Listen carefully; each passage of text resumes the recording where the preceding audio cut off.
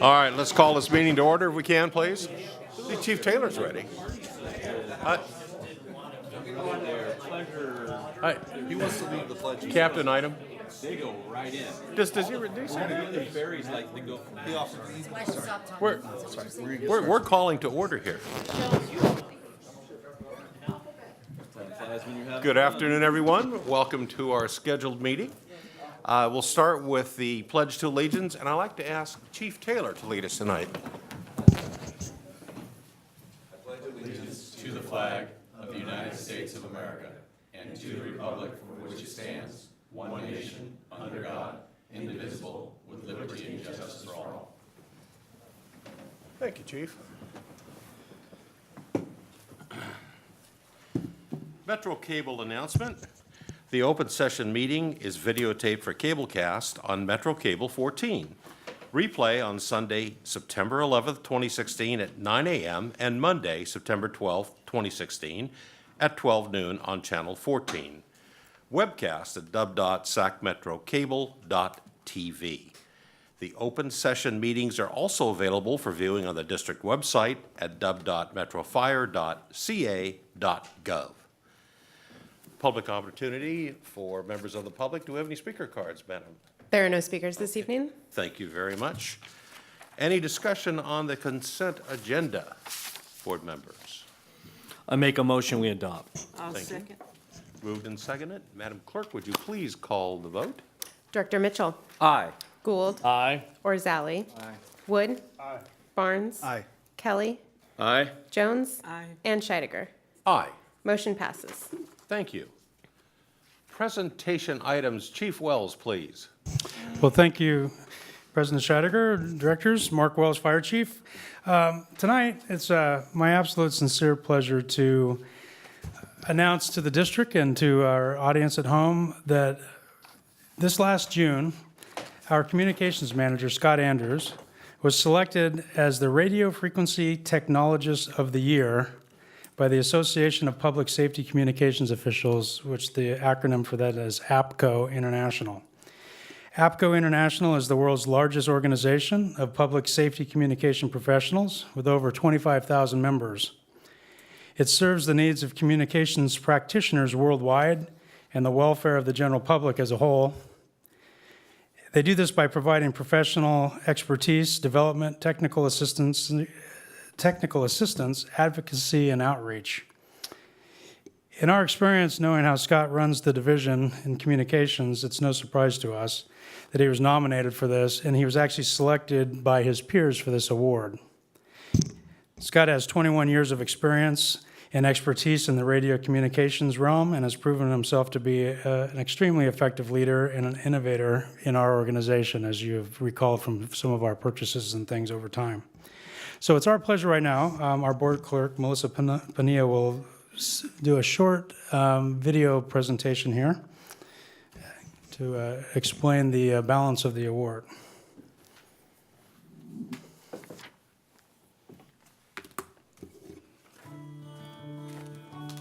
The 2016 RF Technologist of the Year Award is presented to Scott Andrews of the Sacramento Metropolitan Fire District. Scott Andrews manages the radio shop in his district, and with his relaxed leadership style and friendly demeanor, he has positively changed the environment there. He enjoys interacting with people and has close contact with all the major radio vendors in California. He understands how the radio vendors have to operate in a competitive market. He has an ongoing passion for learning, participating in numerous professional organizations, and he always dedicates himself completely to his projects. Scott has focused his professional life on the management and improvement of one of the largest regional interoperability radio systems in the state, if not the nation. He knows the delicate balance that has to be kept between the needs of the individual agency and the needs of the system, and his friendly personality goes a long way in making sure everything keeps moving in the right direction. He's also an APCO addict, working with great enthusiasm as a member of the Northern California chapter and having served in every officer position. Please welcome the 2016 RF Technologist of the Year, Scott Andrews.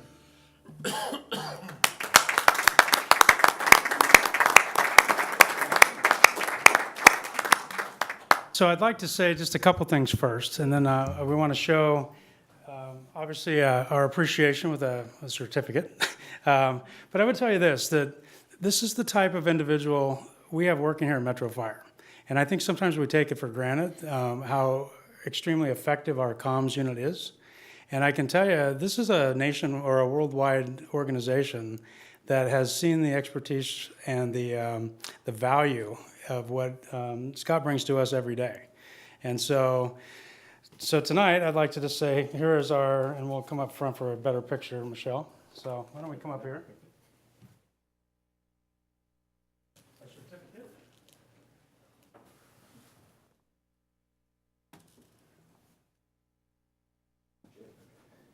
And, of course, I'm going to turn it over to him here in just a second, but I'd also like to show you, because he is probably too modest. We have this that I was told he had to fly with, which I'm sure that was an issue. This prestigious award that was given to Scott from APCO. And I can tell you, phenomenal work. We are so lucky to have him working for us. And he does exactly what we've asked all of our folks to do. He goes out into the community, nationally and internationally, and leads the community. So, Scott, congratulations. Phenomenal job. Thank you. One thing that he also won't tell you is that he is a diehard baseball fan and a very big community leader out in Rio Linda, and I know in some work, some other things that I know will be talked about probably here. So, with that, you have to say some words. You don't get off this easy. So, Thanks, Chief. I appreciate it. The board. It's a humbling opportunity to receive an award such as this, especially from your peers. It's exciting. I guess humbling, though, is the best word I can think of. Having spent 21 years in the industry, serving the public is obviously the calling I think we've all answered. Every day we try to do what's right. We try to do the best we can, and receiving something such as this is kind of affirmation for that effort. And coming here, and I really appreciate the district and the support I've received here to continue to work in this organization and dedicate my time into the field. But an award, this is recognizing me as one person, but I would like to thank my shop, my guys, my staff, the division. Without them, we can't do the great things that we do. I'm very fortunate to have a great group of folks working for me. In fact, a couple of them are going to be here today, but they're actually working right now. We're working on some vehicles we need to get out. So, but with that, thank you again. I really appreciate it. And yeah, fantastic. Thank you. outstanding. Thank you. Board members? Director Mitchell. In the vein of full disclosure, I've known Scott ever since he married a nice young lady that I've known her family with the last name of Shell. And many times I have looked at Scott and called him Scott Shell, so I would ask forgiveness for that tonight, Scott. That being said, I've known you for a long time, and we see each other almost on a daily basis because you were one of the driving forces in the volunteerism at Old Station 111 with your insight of what you have envisioned for that station with the help of your people. And I would like you, if you would take a few moments to tell the board something about that, but not only that, some of the things that you've had to do for the district that led to this award. I think sometimes the devil's in the detail. So if you'd take a few minutes and maybe express that to the board, I think it would be very enlightening.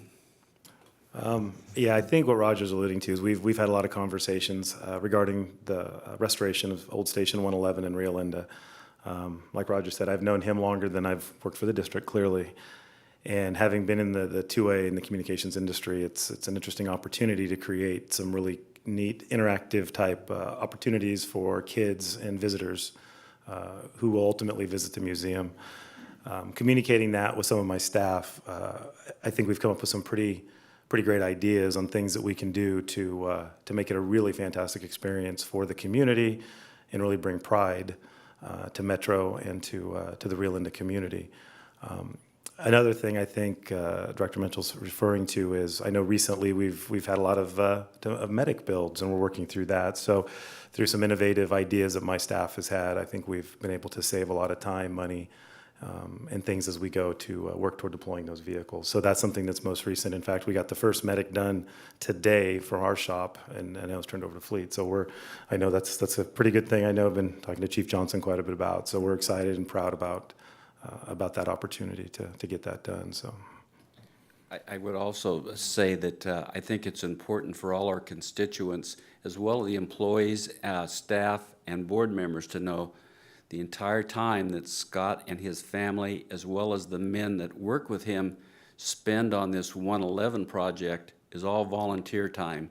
In other words, they're not in their radio shop instead of working on medics, figuring out what they're going to do with the old station. They're not doing that. I want to assure that. We see them on the weekends and after hours, and all I can say is, and I think Scott will understand this, the plans that his staff and him have, it's going to be a Disney-esque experience when it is done. And so thank you, Scott, from the bottom of my heart. Thank you, Roger. Anyone else? Well, Mr. Andrews, Chief, thank you for your comments. You know, this is a wonderful personal recognition for you, as it should be. You've earned it. But I hope that the citizens of the district once again recognize how you represent the excellence of Sac Metro. And we're all proud of you. Nothing could be more important than our communications in terms of the safety of our team members and the safety of our public. And we really appreciate the fine job you do every day. And thank you for this recognition and having earned it. Great. Thank you, sir. Thank you.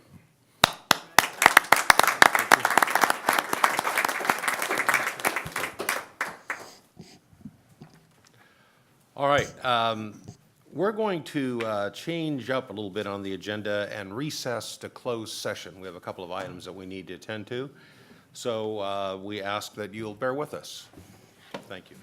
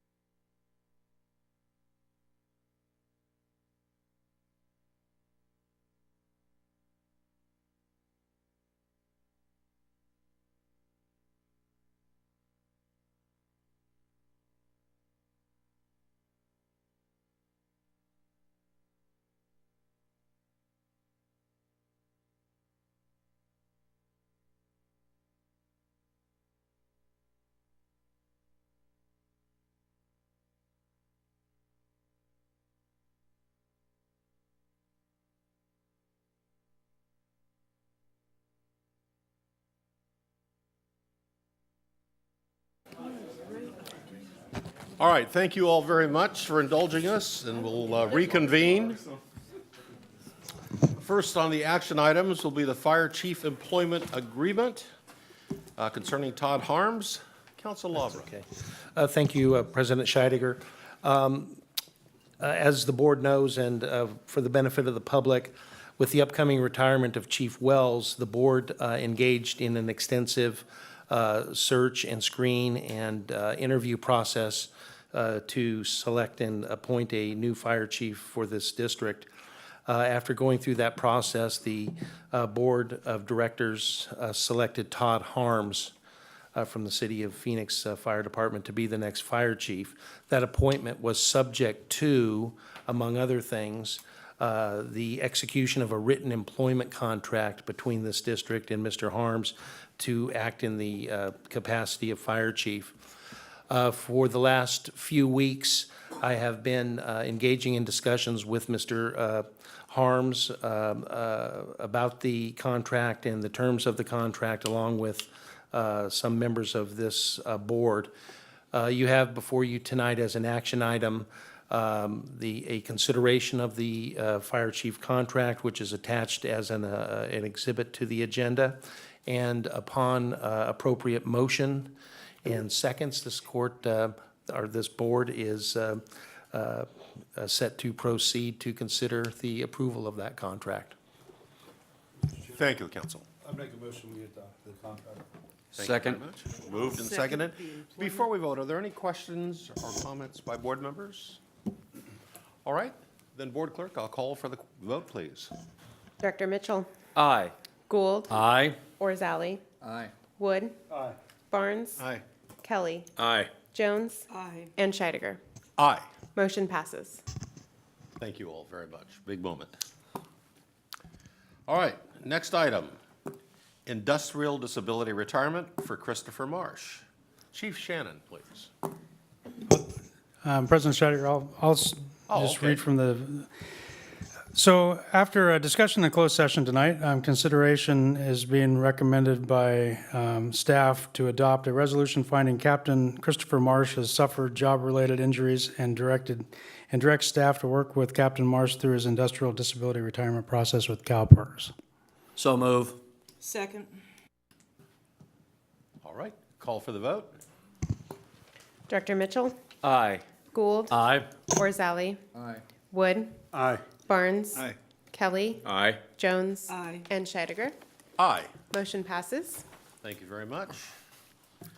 Fiscal year 2016-17 final budget, CFO Thomas. Good evening.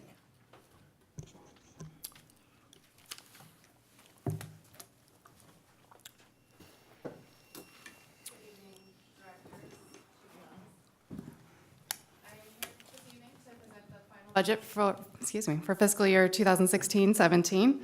I did want to mention before I get started that this final budget was presented to the Finance and Audit Committee on August 25th. There have been some very minor changes since that presentation, none of which really impacted the bottom line results in the budget.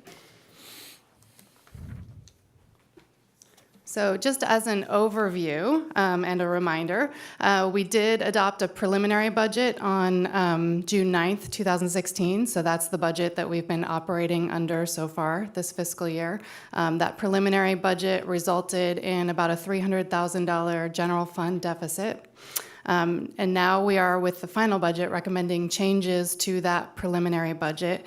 The major ones I've summarized here below. So looking at our general fund revenues, we're budgeting now for an increase compared to the preliminary budget of about $1.4 million in general fund revenues. That's primarily resulting from a revised property tax estimate. So when we prepare our preliminary budget for recommendation, we're basing that on property tax estimates that our property tax consultant is developing based on the best available information at the time. Subsequent to adoption of preliminary budget, the county actually releases their tax rolls, and we have much better information upon which to develop those property tax estimates. So we have a revised estimate based on that information, which is actually resulting in increased revenue for the general fund for this fiscal year. In addition to the change to revenue, we're also in this proposed final budget recommending an increase in the general fund transfer to the capital facilities fund of about $3.1 million. And that's really reflecting the use of reserves that we had intended to spend in fiscal 15-16 but did not, and using those reserves instead in this current fiscal year to fund additional vehicle replacement purchases. And I'll get into the mechanics of that in a little bit more detail when we look at the numbers, but essentially keep in the back of your mind that we actually ended up with a better beginning reserve balance than we projected for this fiscal year, and we're using those reserves to help us catch up a little bit in our vehicle replacement plan, so on one-time capital purchases this year. The other change that I wanted to mention compared to preliminary budget is that subsequent to adoption of preliminary budget, we were awarded a SAFER grant, which funds 9 firefighter positions. So that's now reflected in our final budget. And in connection with that, we're also budgeting for the opening of a truck company effective October 1st, 2016. So truck company is 12 firefighter positions, so 9 of those 12 essentially are grant funded, with the remaining 3 funded in the general fund. And then overall, with these final budget changes, we're projecting an 11.5% general fund reserve ratio as of June 30th, 2017, which compares to 11.1% that was projected at preliminary budget. So although we're spending more in this budget as a result of those additional equipment purchases, we're ending up with an improved reserve ratio because of the better beginning reserve balance and the improvement in revenues compared to preliminary budget. So this slide really gives you an overview of all of the major funds of the district and what we are recommending as a final budget for each of those funds.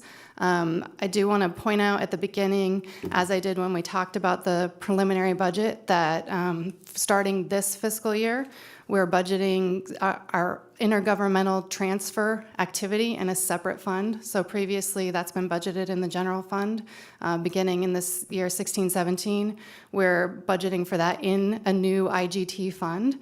That, I think, provides some greater transparency in terms of how this works and what the net revenue impact is. So you can see here that we're budgeting overall for, it's a $9.3 million transfer that will go out that shows as an expense here. We have $15.2 million essentially coming back into us for a net revenue impact of $5.9 million. And that net IGT revenue of $5.9 million is being transferred to the general fund to help offset general fund expenses. As we move through the presentation, just keep in mind that in prior fiscal years, so when we're doing a comparison to last fiscal year, that IGT activity was in the general fund. So rather than showing as a transfer, you'll see that in the revenues and expenses in the general fund for fiscal year 15-16. So that's just a change that we have year to year. We're going to talk, as we go through the presentation, in more detail for the general fund especially, and then the capital facilities fund, the leased properties fund, and the grants fund. And then, excuse me, I moved too fast. And then the last fund that's shown on this slide that I won't talk about in more detail is the development impact fees fund. And just so that you're aware, that's revenue that we collect associated with new development. It's restricted in use to mitigate the impact of that new development. So it can only be spent on construction of new fire stations and purchasing of equipment for new fire stations. So the only use of that revenue that we're budgeting for this fiscal year is $80,000 that's associated with the fee to collect that revenue. So moving on to look at the general fund in more detail, I'm actually going to focus first on the red shaded column, which is showing us our preliminary unaudited actual results for last fiscal year 2015-16. And if you look all the way at the bottom line, you can see that we actually ended up with a positive number of revenues, less expenses, plus transfers of about $350,000. And if you compare that number to the number to the left, you can see that we had budgeted for a negative of almost $2.1 million. So we have really an improvement in our preliminary actual results compared to what we budgeted of about $2.5 million. Some of that is impacted by some changes in the IGT from what was budgeted to what actually occurred. But if I account for the net IGT impact, essentially that $2.5 million improvement is resulting from about $500,000 in more revenue than what we had budgeted for, and about $2 million in lower spending than what we had budgeted for, with about $500,000 of that being labor and the remaining $1.5 million being services and supplies. So when I mentioned earlier that we ended up with a higher beginning reserve balance than anticipated, that's really as a result of this. So based on our mid-year budget for fiscal year 15-16, we anticipated the beginning reserve balance to be about $20.5 million. Based on these the preliminary actual results, we're looking at a beginning reserve balance of about $23 million in the general fund reserve. So that's that unspent reserves that I mentioned that we're now looking at applying to those one-time capital purchases in the current fiscal year. So moving to look at the blue column, which is the recommended final budget for fiscal year 16-17, you can see that we're budgeting for revenues, actually both revenues and expenses, of roughly $179 million. So if you look at that, the row toward the middle of the chart, the revenues less expenses, we have a very minor negative amount of about $270,000. And then looking down to the transfers, we have a transfer that's coming in from the deferred compensation reserve that's offsetting some expenses associated with deferred compensation. But you'll see that large negative transfer of about $7.6 million going out to the Capital Facilities Fund. So that's the general fund funding of expenses in the Capital Facilities Fund, including capital purchases and debt service. And you can see, comparing that number, that $7.6 million, to the number to the left, that we are budgeting for an increase in capital spending there. So we're going from about $4.4 million to $7.6 million, and that's that one-time use of reserves. Moving down, you can see that $5.9 million roughly coming in from the IGT fund that's helping to offset the expenses and transfers out of the general fund. So for a total bottom line number of revenues less expenses plus transfers of almost a negative $2 million. So essentially a $2 million use of reserves budgeted in fiscal 16-17.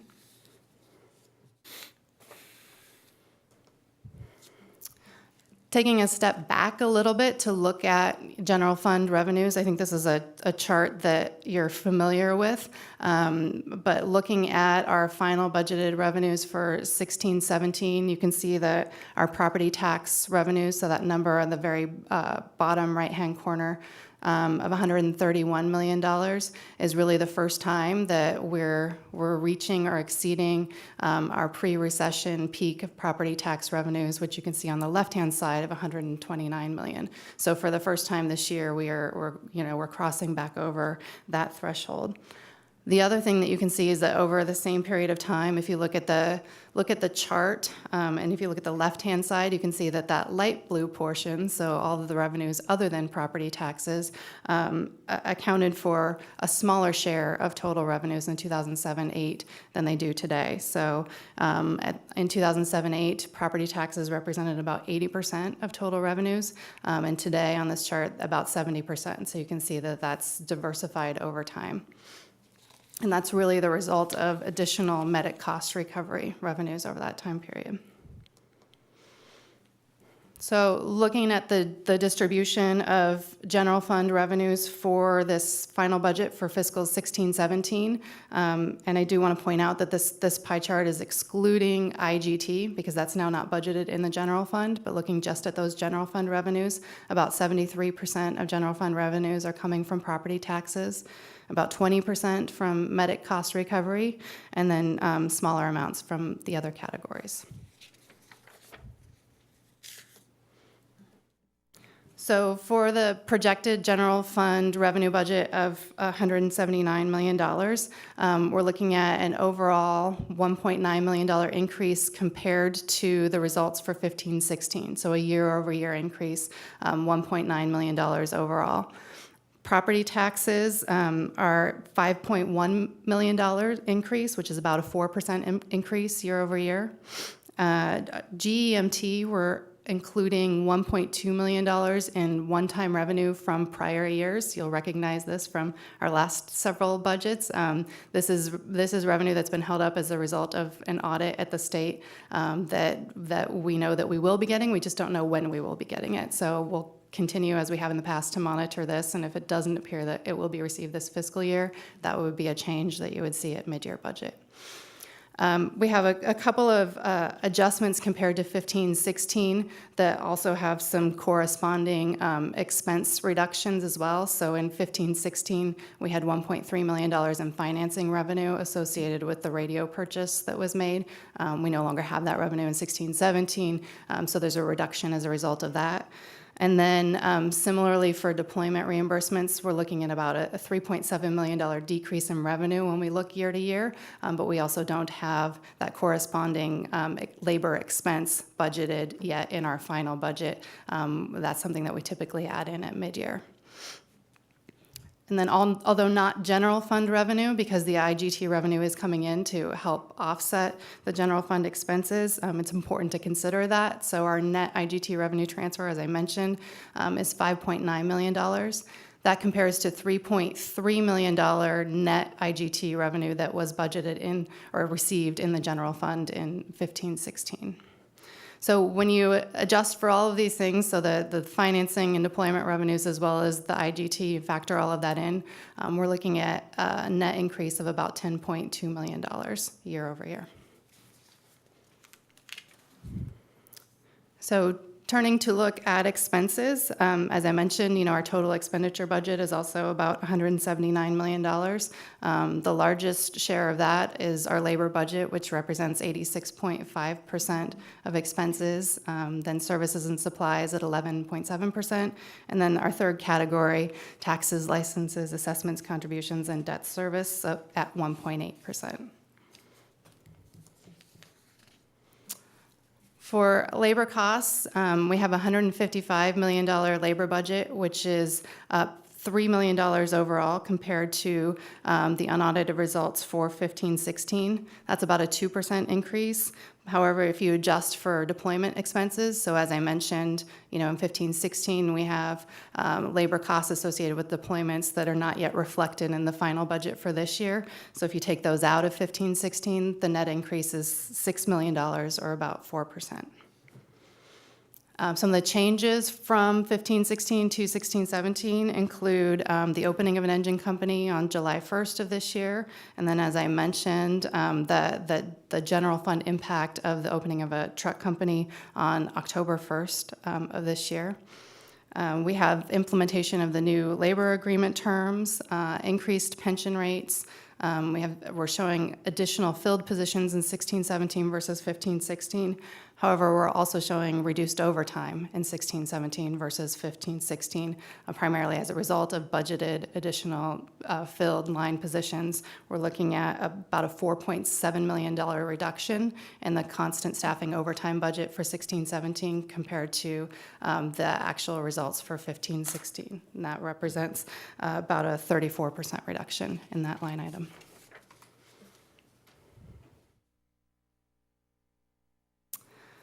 Looking at services and supplies, the services and supplies budget totals $21 million. That's a $4 million reduction compared to the 15-16 results. However, that reduction is entirely due to the fact that we no longer have that IGT transfer budgeted in the general fund. It was in 15-16, but in 16-17, it is in the IGT fund. So when you exclude that impact, really our total expenditures for this category are basically unchanged year to year. Within that, there was a $2 million decrease decrease related to one-time expenditures that we had in 15-16. So I mentioned the radio purchase, that's one of those. We also had helicopter maintenance and the new CAD system or one-time impacts in 15-16. Those decreases have been offset in 16-17 by increases for election services, software, vehicle maintenance, and various other expenses.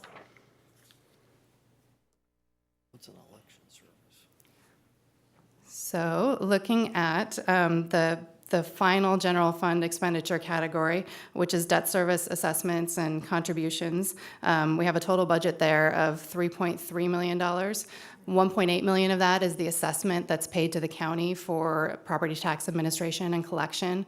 And then the remaining amounts are debt service payments totaling $1.1 million for the debt service that you can see listed here below.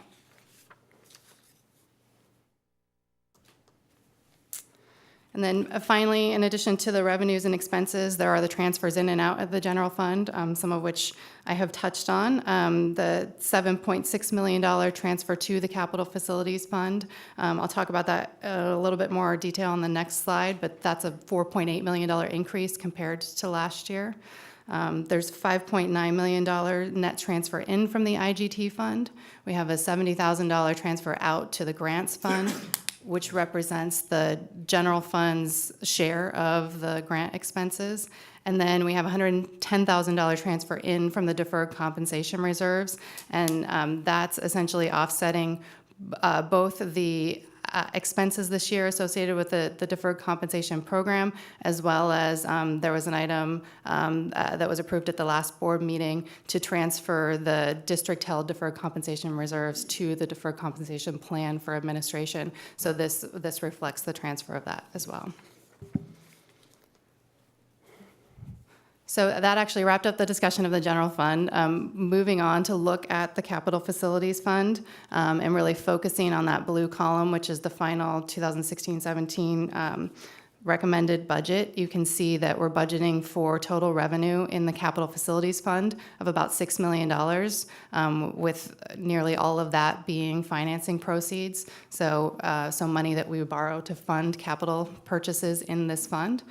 Looking at the expenditures, $3.5 million in expenses for debt service and $10.3 million for actual capital purchases to total $13.8 million in expenditures.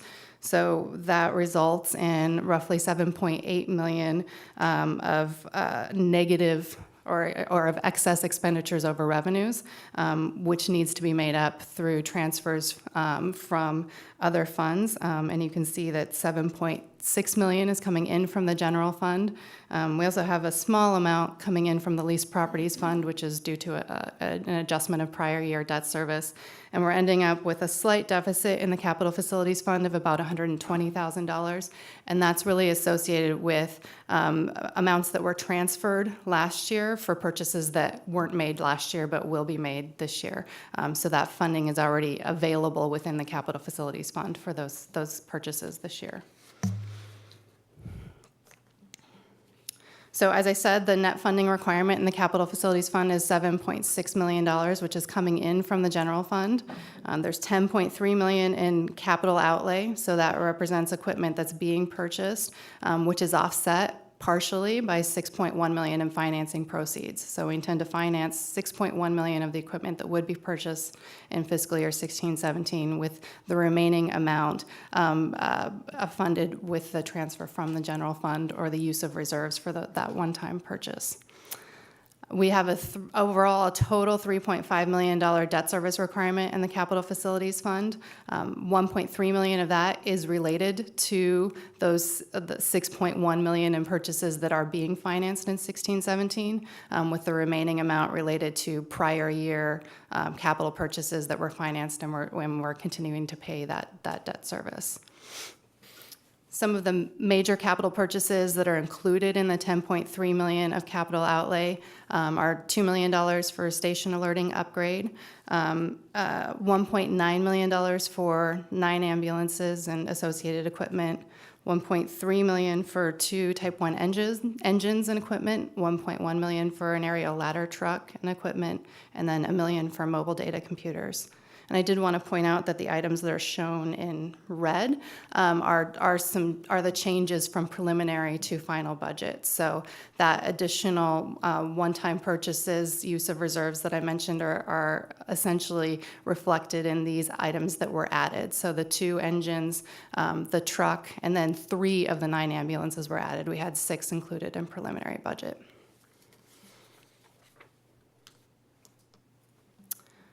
Turning to look at the grant fund, and again focusing on the blue column, which is the final budget for 16-17, we have total grant revenue of $1.5 million. $1 million of that is from the SAFER grant funding those 9 firefighter positions.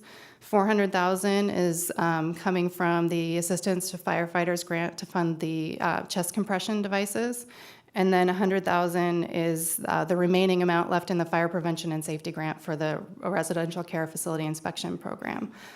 Looking at the expenses, $1.1 million in labor costs, again associated with the SAFER grant. The small amount for services and supplies is for the Fire Prevention and Safety Grant, and then we have about $400,000 in capital outlay for the purchase of those automated chest compression devices. You can see that we're left with about a $70,000 amount that is coming in from the general fund that reflects the general fund share of the grant expenses. And then the last fund that I'll discuss this evening is the Leased Properties Fund. This is where we account for the revenues and expenditures associated with the properties that the district leases. For 16-17, looking at the blue shaded column, final budget, we really don't have very many changes compared to the preliminary budget. So we're looking at total revenue of about $700,000. I will point out, as I did when we talked about preliminary budget, that does represent a decrease from prior years, which is reflecting an assumption that we would have approximately 6 months without lease revenue from the first floor of this building due to that lease expiring at the end of this calendar year. We're looking at expenses of roughly $800,000. So overall, about $100,000 more in expenses than revenue. And then, as I mentioned, when we talked about the Capital Facilities Fund, there's about $40,000 being transferred from this fund to the Capital Facilities Fund due to an adjustment of some prior year debt service. So overall, a deficit in this fund of about $150,000, which would be funded from an existing balance in this fund. So we have sufficient balance in this fund to fund that deficit, and there's no impact on the general fund. So that actually concludes the discussion of the recommended final budget for 16-17, and the recommendation is to adopt the budget for the fiscal year ending June 30th, 2017. I'd be happy to take any questions. CFO Thomas, first of all, thank you very much for an excellent presentation, and to you and your staff for a fine job of assembling this budget. With that, board members, questions? Director Barnes. Thank you, Mr. Chair. And just more for clarification, I know last year we went through the mid-year budget, we talked, I think it was the IGT, where there was kind of a change in rules about what was going to be refunded to the district. Does that confirm that that will not happen again, where we are projecting the 5.8 million or whatever the number is, that it's not going to come in lower than that? Do we know that for a fact? I would say no, we don't know that for the fact. I think that we're further along in the IGT process this year than we were, at the same point in time last year. A better way of saying that is that they've moved up the timeline. So I think we certainly have more certainty regarding the numbers this year than we did last year. But we've not yet transferred the money, and until that happens, I don't think that we know for sure that that's what's going to happen, but I think we have a much better sense of that this year. And I probably should have explained when I was walking through it that the primary reason for the increase this year compared to last year, and you'll probably remember this, is that last year the IGT essentially covered a 6-month period of time, and we're now back on to a 12-month cycle. So that's really why we're seeing that increase from last year to this year. Thank you. Thank you for your question. Any other questions, comments? Then I would entertain some motions. Mr. Chair, I move recommendation to approve our 16-17 budget as presented by staff. I think we need wait. to go Oh, a each one. resolution for each one.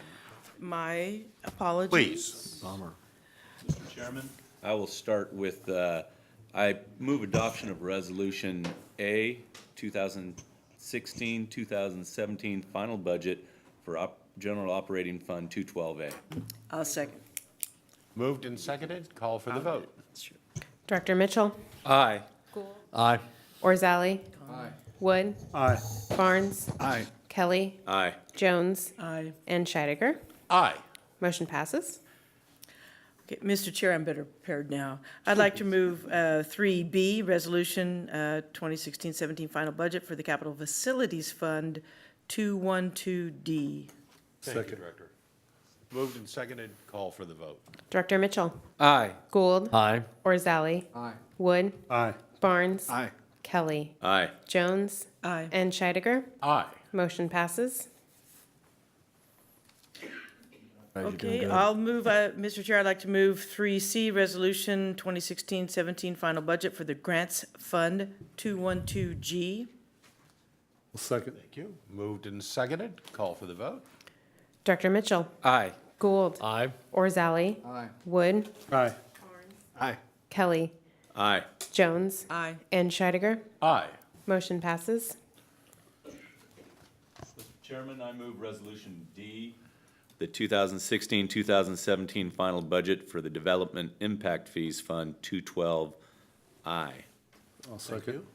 Moved and seconded, call for the vote. Director Mitchell, Aye. Gould. Aye. Orzali.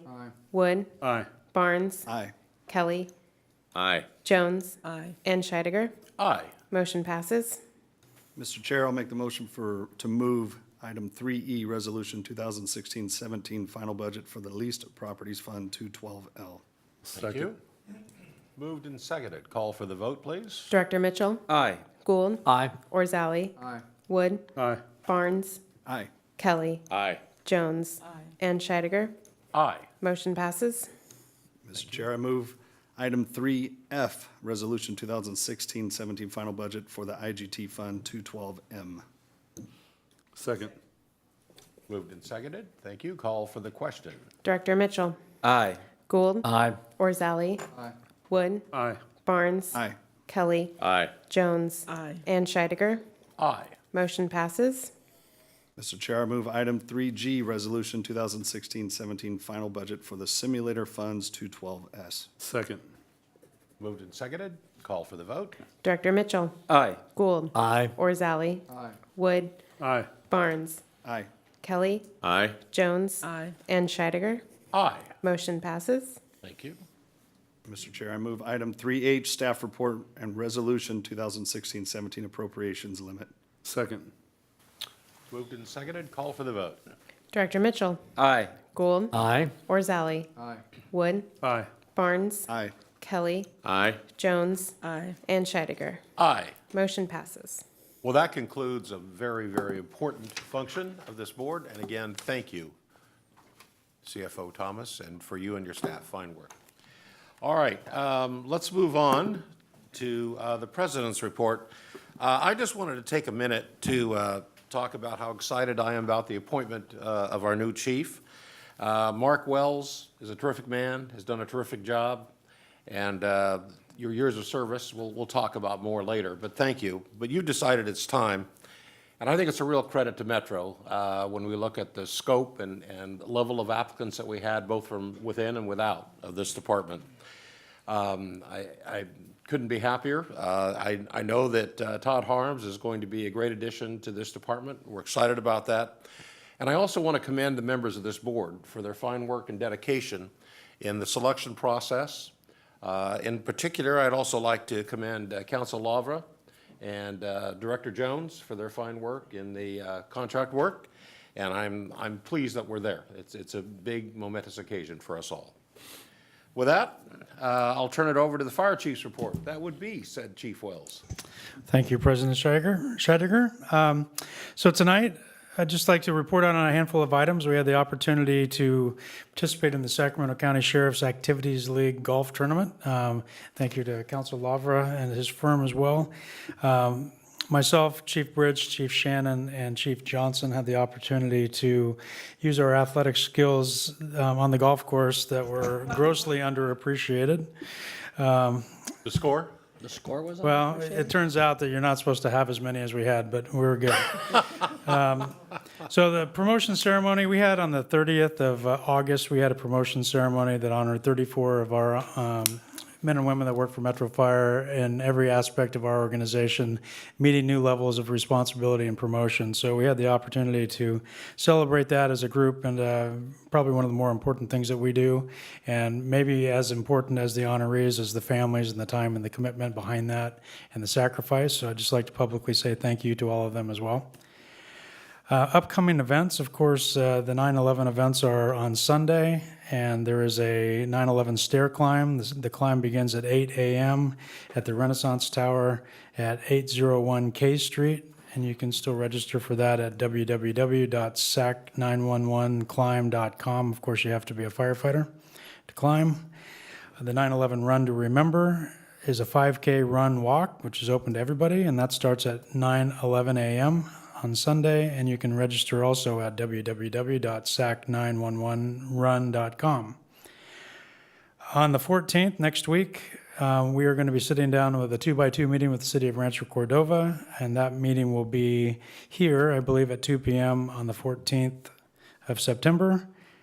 We have our next town hall meeting, which will be a B-shift day on the 21st of September, and that'll be 10 a.m. in this boardroom. Also, called to the attention on the 1st and the 2nd of October is the Capitol Air Show. That'll be right outside behind us here. I understand the Blue Angels will be there this year, and it's going to be a big event like it always is. And I think I mentioned it last time, and all the effort that goes into that with Metro Fire and our CERT team and our command staff and Chief Griggs and others. Great opportunity to celebrate aviation. I'd like to also congratulate our new hire, started on the 6th, a couple days ago, a logistics technician, Kendrell Lamons. I'd also like to thank for many years of hard work our accounting technician, Dale Jones, who just got married. Her last name is now Dale Staker, 10 years of service, and she just retired. So we'd like to wish her well into her retirement. That was effective on the 1st of September. We're actively recruiting for a facilities technician. The final filing date is September 13th at 4 p.m. It's both for internal and external candidates. We have firefighter paramedic, which actually closed, and that was on the 9th of September, and that was internal applicants only for our single role. And outside of that, I'd just like to also comment on the budget. We need to make sure we keep things in context of new engines, new truck companies, and all the different things in that budget that since the downturn of the economy we're not able to do. The men and women sitting in the finance division, the ops division, and every aspect of this that is led independent of me and my direct staff, at a grassroots level, being able to rebuild this agency in very small increments. Now understand, we're not at where we need to be for a vehicle replacement plan, but it's been a long time since we've been able to put forth Type 1 engine companies and ladder companies and open things. And so I would just like to acknowledge tonight the very hard work of the men and women of Metro Fire, that every single day at every aspect with our partners with labor are looking at efficiencies so that we can put more service on the streets. So I'd like to thank the men and women in the groups that have put the budget together tonight. Thank you for your hard work. Well deserved, thank you. Chief Bridge, operations report. Good evening, President Scheidegger, Directors, Chief Wells, Eric Bridge, Operations Chief. I'll start tonight. Happy to report many of our personnel are back from many of the incidents. We have a handful out from overhead positions still on a few of the remaining fires, but it is fire season is beginning again for southern part of our state, so we'll kind of hold tight and see how that goes. Since the last board meeting on the 25th, we've had a total of 3,600 calls, 13 of those structure fires. On our EMS side, we're able to break some stuff down, Director Gould's request, and I'm excited to report that in the future too, we can even get some much more detailed information here, but we're starting here. We had about 2,700 dispatches, medical aid dispatches. 2,500 of those were from Metro Fire and 170 of those were from AMR. And we break those down on the dispatch, again, on the dispatch side. So when you get there, it could be, this could change. But 47% of those calls were dispatched to were BLS in nature. And 53% of those were ALS in nature. And of course, as most of you are aware, that the information is as good as the taker and the receiver get on it. But once we get there, then what we end up doing when we transport it could be something quite different. So just wanted to add that perspective and additional information that we're able to retrieve some from Image Trend as well, that our program that we're using. Of those transports, the majority of our patients are transported to Mercy San Juan. Just to break it down, as we have 21% of our patients transported there. That's a lot, considering that the next closest hospital is Kaiser North with 13%. And after that, it drops way off. So as you can tell, Mercy San Juan is our primary residence away from the fire station. Aside from that, just some other additional information. The majority of our calls happen, 70% of them, happen between 0900 and 2100, 9 p.m. So 9 a.m. to 9 p.m., that's the 70% of our calls. And number one call is for hypertension. And our age user of most, of representing 14% of our calls, range between the ages of 55 and 64 years old. So happy to give you some additional information then from the regular routine numbers we've used in the past. Excited to report some additional numbers moving down the road that will be some good information for everyone as well. So with that concludes my report, unless you have any additional questions. Questions, board? Thank you, Chief, for that additional information. It's very helpful for all of us. You're welcome. Appreciate it. Council Lavra. Thank you, President Scheidegger. The board met in closed session with item number 1 under Government Code Section 54956.9 with respect to the industrial disability retirement of Christopher Marsh. The board took no action and subsequently voted in open session on that matter. The board also met in closed session under Government Code Section 54957 with respect to the fire chief employment. No action was taken. Thank you. Thank you, Council Lavra. Firefighters Local 522. Is anyone here? All right. Committee and delegate reports. The executive committee has not met. Communication Center JPA, Chief Bridge, up again. Yes, JPA met here on August the 30th, and we adopted a resolution for the final fiscal budget of 16-17, which was passed unanimously. And our next board meeting is a special one on October the 14th, which will be right here at 9 o'clock in the morning. So, Thank you. California Fire and Rescue Training JPA, Director Kelly. Yes, the JPA has not met since we last reported out, and they will meet again on Thursday the 15th here in this building, across the way in the CESC. Thank you, Director. Across the way, is that accurate? Yes. Thank you. Finance Committee, Director Wood. Thank you, Mr. Chair. The Finance and Audit Committee has not met since we've last reported out. Our next meeting will be next 2 Thursdays from today, September 22nd, 5 o'clock in this room. Thank you. Thank you, Director.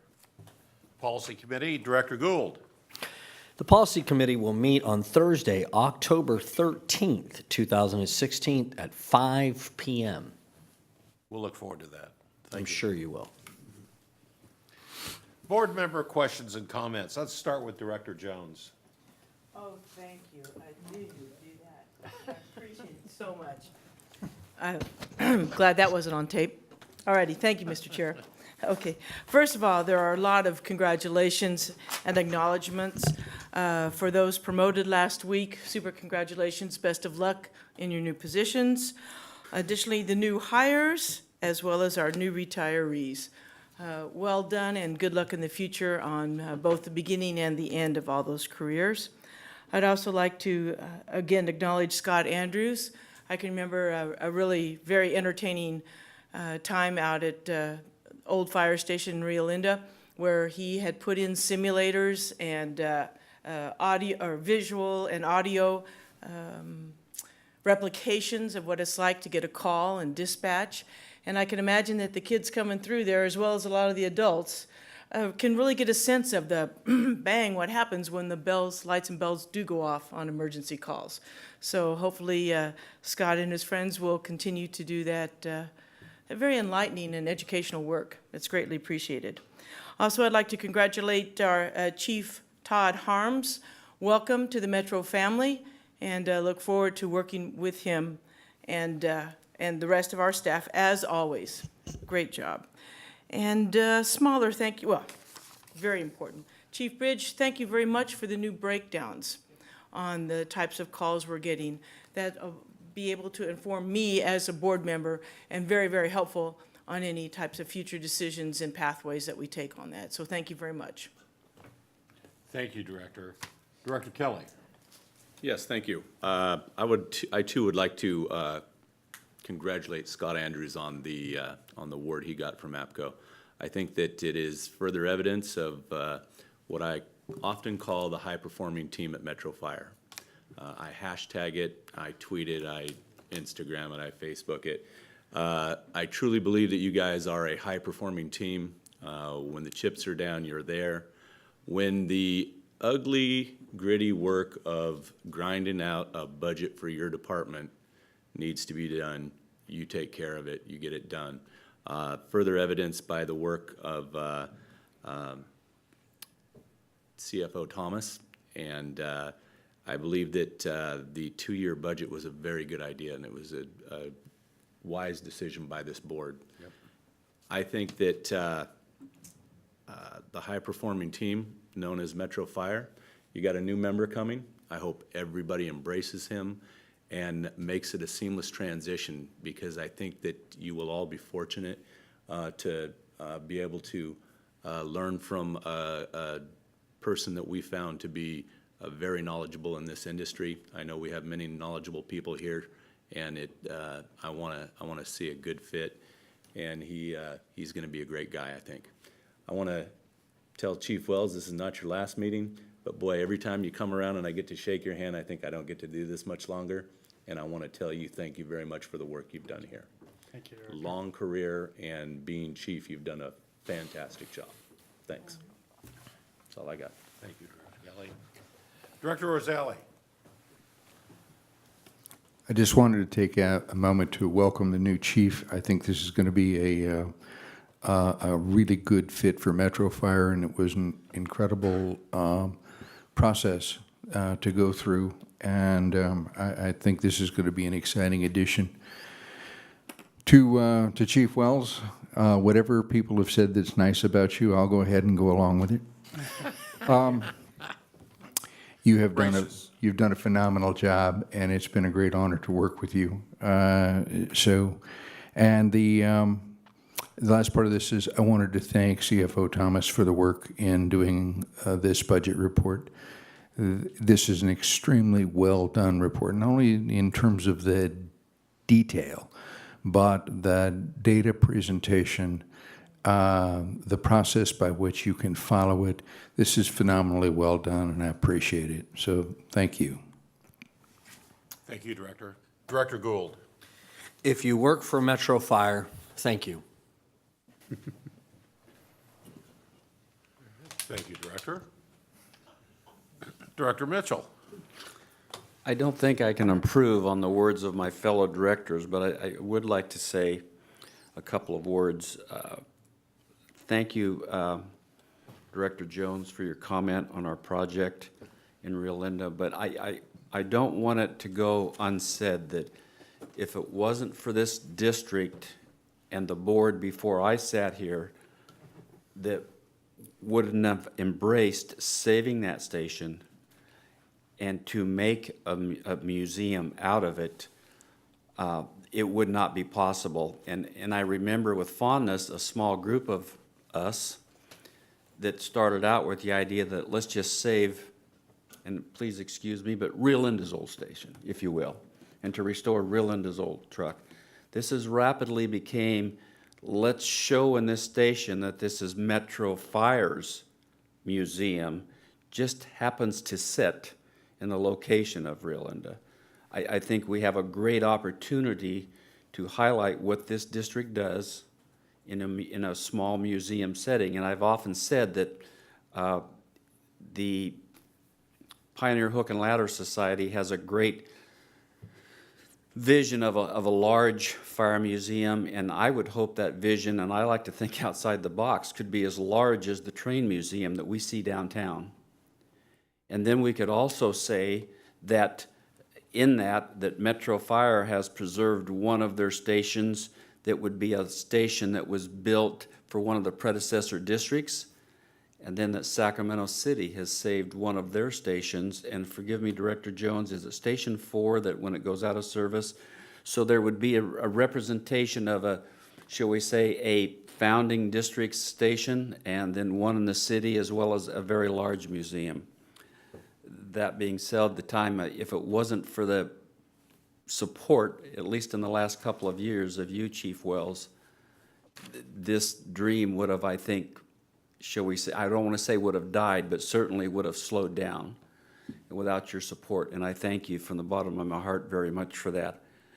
I would also like to say, and I say this with a little jest from what I said earlier, the award that Scott Shell, and I say that with jest, Scott Andrews, received tonight, I cannot say enough with himself, his family, as well as the team that he brings forward from Metro Fire to work in the station on the things that, and Director Jones did a better job of explaining what he's planned than I could even do, but I think when it's all done, it's because of the work of people like that from Metro Fire and the volunteerism that's happening out there that'll make this a success. So with that said, thank you for indulging in my long-winded comments. Thank you, Director. Director Barnes, golf score. Thank you, Mr. President. We'll talk about Chief Wells' golf game later. No, just to echo all the comments, what I always call the first-class organization. What I think is neat is we are busy in our daily lives. We come in and we come to these board meetings and you hear these great things. And there's people that are behind the scenes, I call the unsung heroes, the Scott Andrews and then CFO Thomas, you and your team, and then even his team. If you don't do what you do, the men and women of, excuse me, almost made a slip there, huh? Of Metro Fire truly cannot get out there and do the job that they do. And so to me, it's kind of neat to say I'm part of this team as it moves forward, as it continues to go now with Chief Harms coming in. The vision where we are and the groundwork that you've laid, Chief Wells, and your staff, it's exciting times to see where we're going to go from here. And with the great staff that supports it financially, that also helps on the comm side of it, it's so important. It's good stuff, and I truly enjoy being part of it, so thank you. Last thing, I forgot the last meeting to mention it. I know it's already passed, but I'd be remiss. The staff that worked on Labor Day that had to spend time away from their families and actually work and provide calls and service again. Thank you for all the hard work everybody does. When it's family times that everybody gets to spend time with their family and they're out there doing the great work that they do, it's truly appreciated, so thank you. Thank you, Director Barnes. Director Wood. Thank you, Mr. Chair. There's not much more that can be said than what's already been said so eloquently by others. I do want to make note that I find it interesting or very fortunate, I guess, that we've got the opportunity through some of these grants to load a chest compression device onto all of our apparatus, and that happens to be our number one call. So it's quite fortuitous those two things have come together. Thank you to everyone all the work that you've done, Amanda and your staff. And the one person I think that gets unrecognized too often is Captain Item and all the work she does, getting the good word out to the people of Sacramento so that they can see and hear and know all the good things we are doing. So thank you. Thank you, Director. I've already made my comments and recognitions. I don't have anything to add to those eloquent words that have been said. So with that, the next meeting is set for September 22nd. Look forward to seeing you all here at that time and place. Thank you all. Good night. We're adjourned. Okay. Thank you, sir. Sir. I like the way it's Yeah, I like that. Men and women of law, fire. Law, fire. long term. Yeah. Fare thee well. That'd be a good recovery.